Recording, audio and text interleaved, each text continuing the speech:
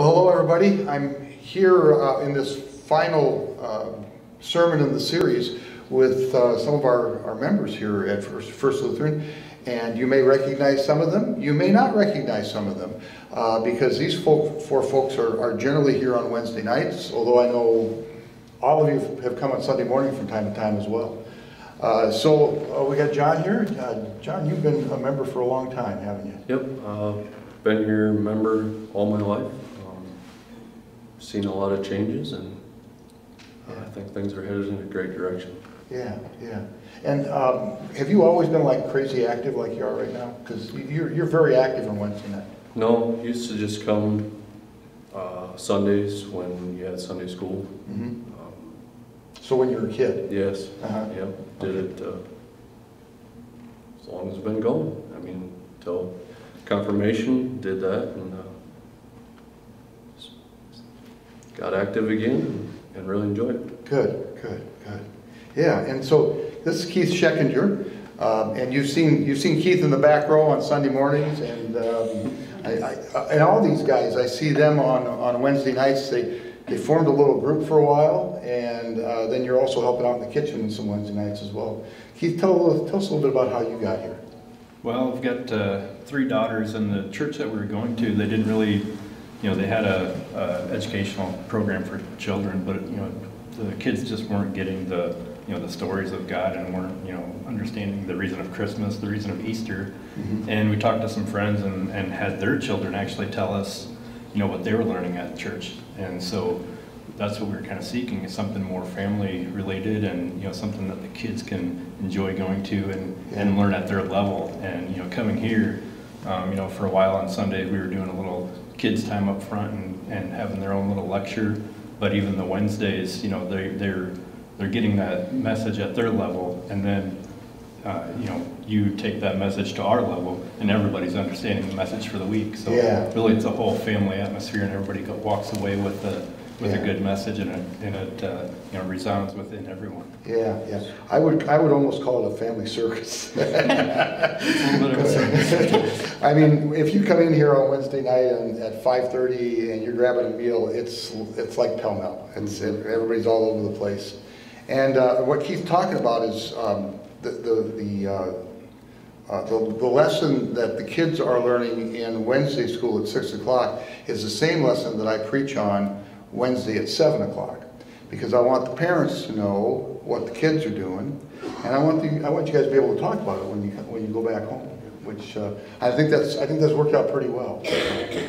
Yeah. So, and Crystal, if your kids are learning, it's because of Crystal. Yes. Okay. Crystal, you and Jake are together, and you guys came here when? About a year ago is when we started to show our presence more. Mm-hmm. We had friends who were here, and some other family members who were here, and our son decided, or they invited our son to one of the Wednesday night sessions, and then he kind of was like, hey, can I go with them? Can I go with them? And then that kind of got us in the door and like, what's this all about? And then, like with Keith's story, similar story to Keith's, we were not feeling the level of learning where we were at previously. Yeah. And it sets home with us. Yeah, yeah. Okay, good.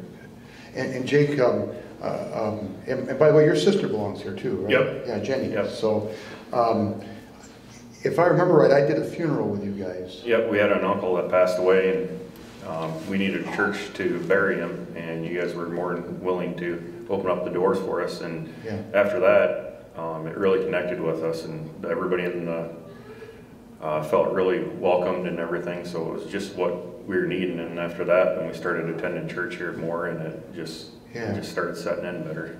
Yeah, yeah, and so all of you, well, not you, John, because you came as a child, but you guys came here because you were looking for something for your kids. Right? Yep. Has that, have you found something for yourself here as well? Very much so, I would say. Tell me more. You come on Wednesday nights and you get your short sermon session, and then you go home and think about it. You'll think about the previous 5 days, and then the next couple days you start thinking and realizing actually how God actually talked about, or the sermon on Wednesday night and even Sunday, how it actually played out through the whole week of your whole life. And it makes you really start to enjoy life more and start to understand why things go on the way that they do. Yeah, that's interesting. I know at one time, and by the way, I don't know if you know this or not, but you remember you guys were telling me about race cars a couple of weeks ago. Did you know that ended up in a Sunday sermon? No. Okay. And I even used your first names. I didn't use last names, but everybody knows who you are. Right. That was so profound what you guys, I mean, that conversation was just cool. Because I heard you guys making connections that I never in a million years would have made. And that's what happens in sermons. And we've talked about our little group. We've talked about it just in passing and stuff. And it's just amazing how the sermon, we've learned more about the Bible in the last year, me and Crystal have, and I'm sure everybody else in the last year since we started attending, and then how it actually relates to real life. And that's what we were missing, is actually understanding the Bible and how everything works. Yeah. Well, and that you're able to apply it to your lives like that, that thrills me to no end. Keith, how about you?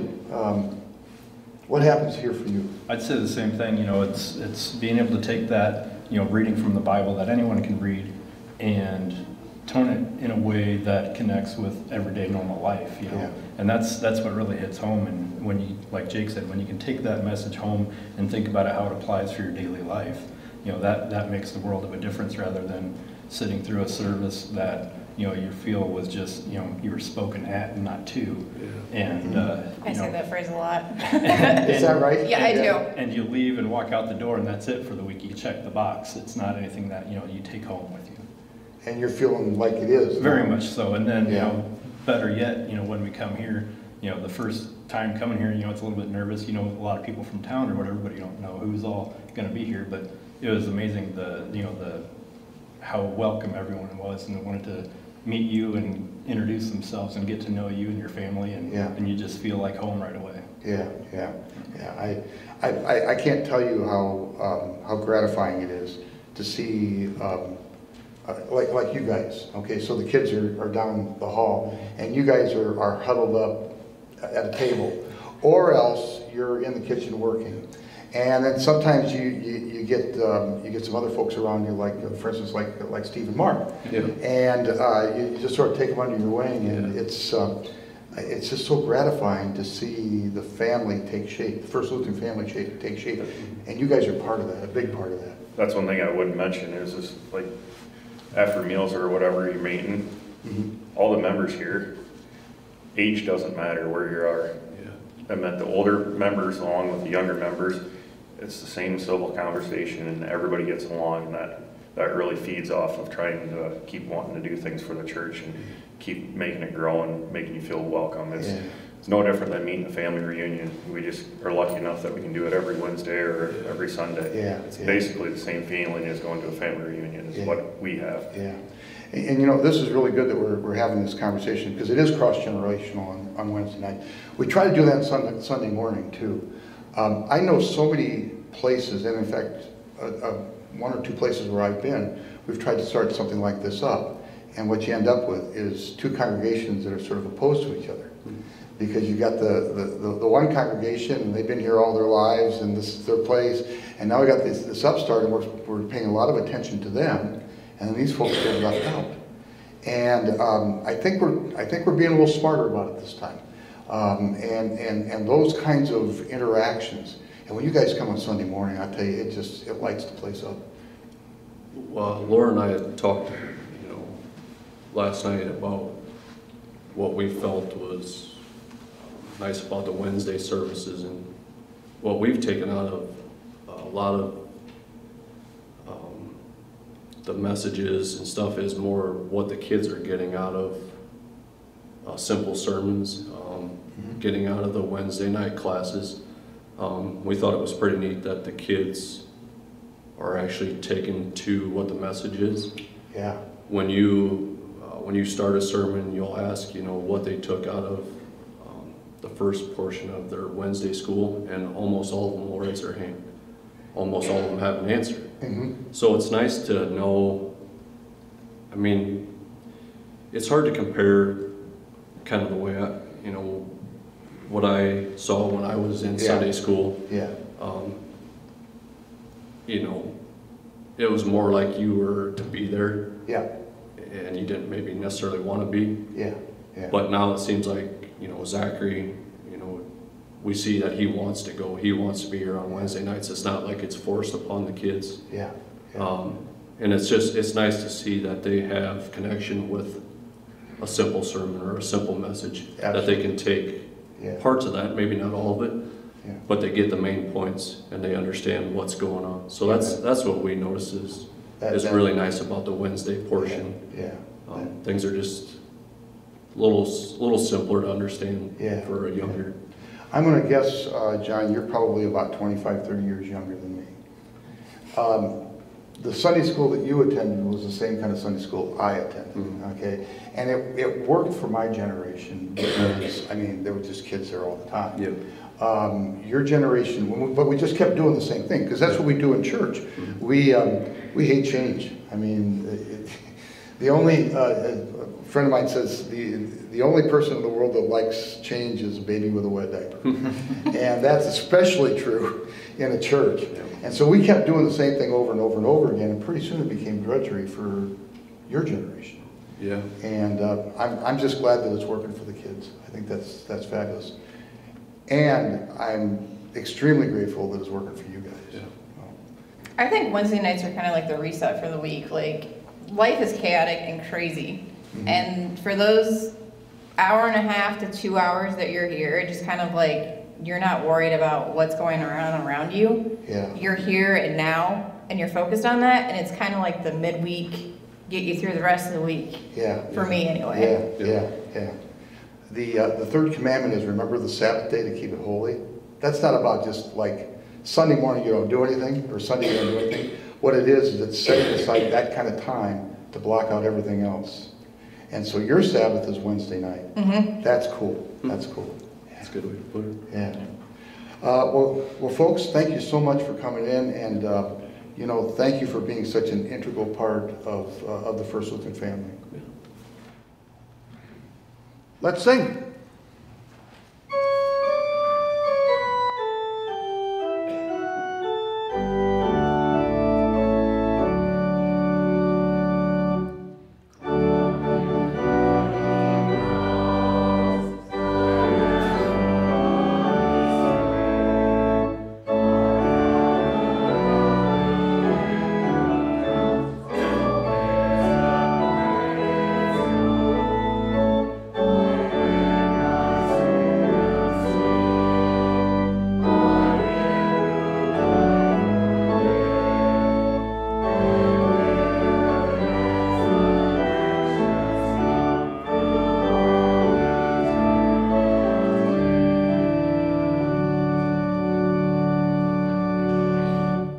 Good morning, everyone, and welcome to all of you who are watching online.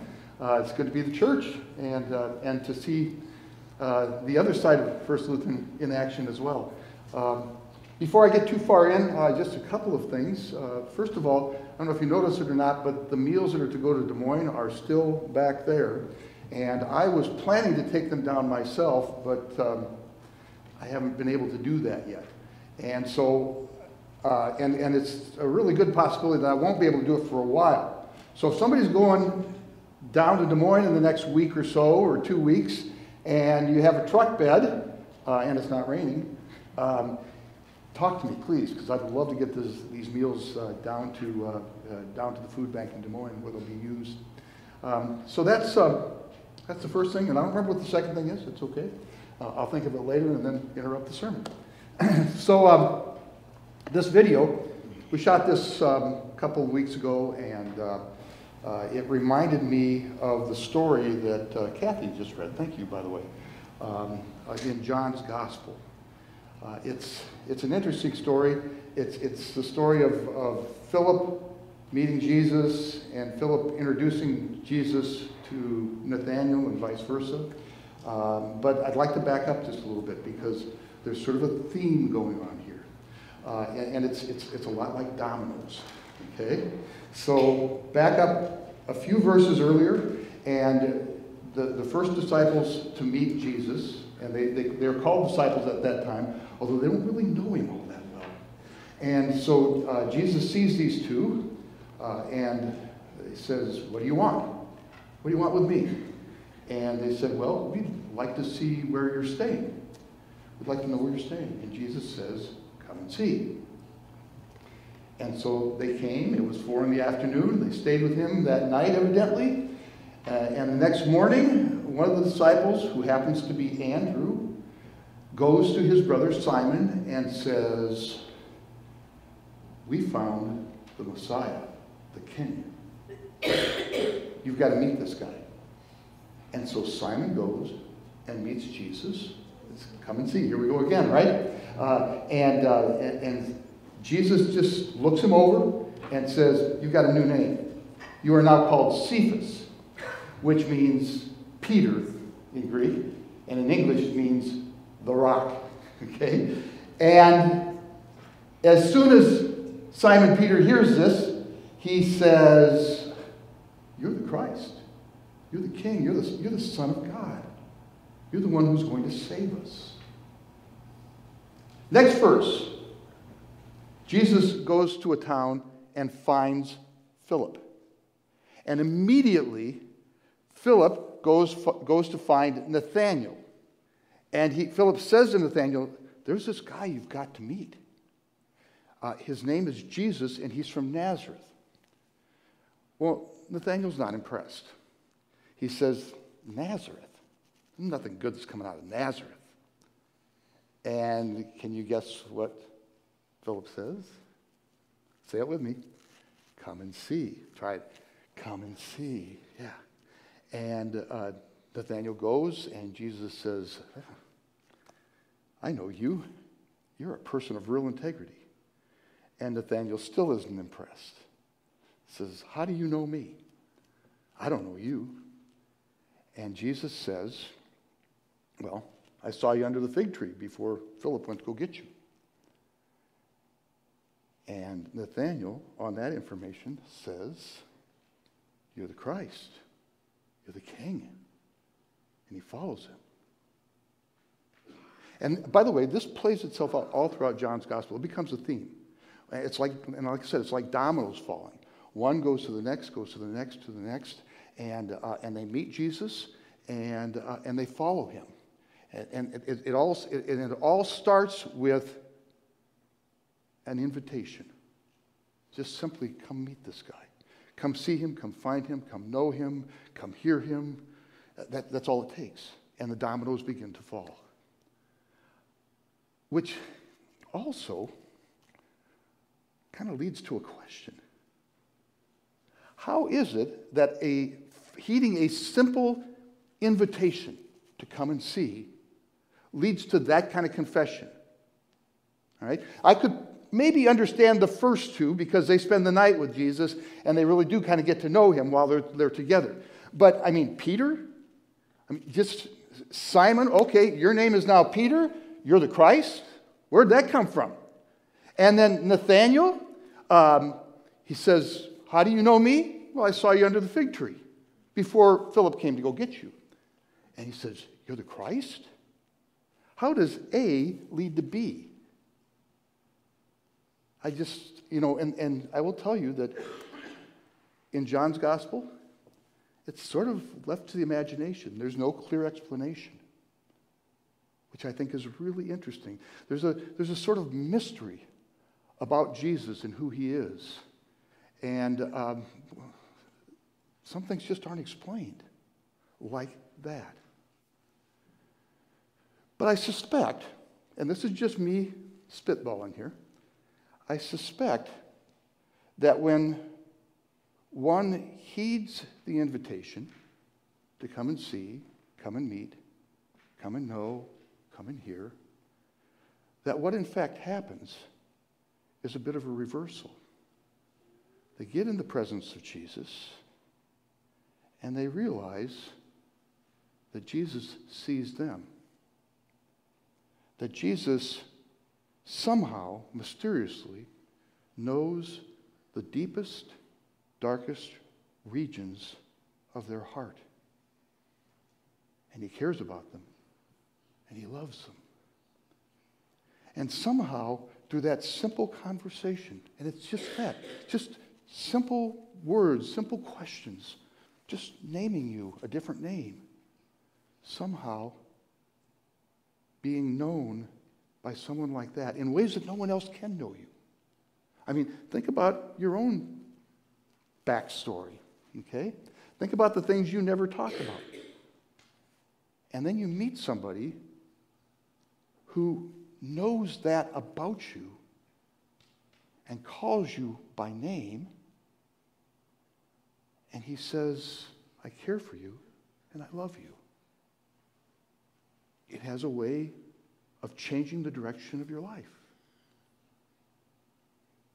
A friend of mine, I was with him this last week, and he said, I never hear in Lutheran churches anymore sermons about transformation.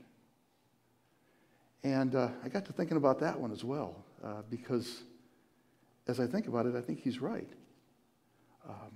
I think we don't talk about the way love changes us. But that's the meat and potatoes of what we do here. You come and see Jesus, just walk in the door, and you find that there is someone who's deeply in love with you. And it transforms you. And it changes you into something new and different. It did for the two disciples. It did for Peter. It did for Philip. It did for Nathaniel. And on and on and on it goes. Invitation, another domino. And that domino knocks down another domino. And that domino knocks down another domino. Invitation after invitation after invitation. Come and see. But be warned, it could change your life. Let's stop there.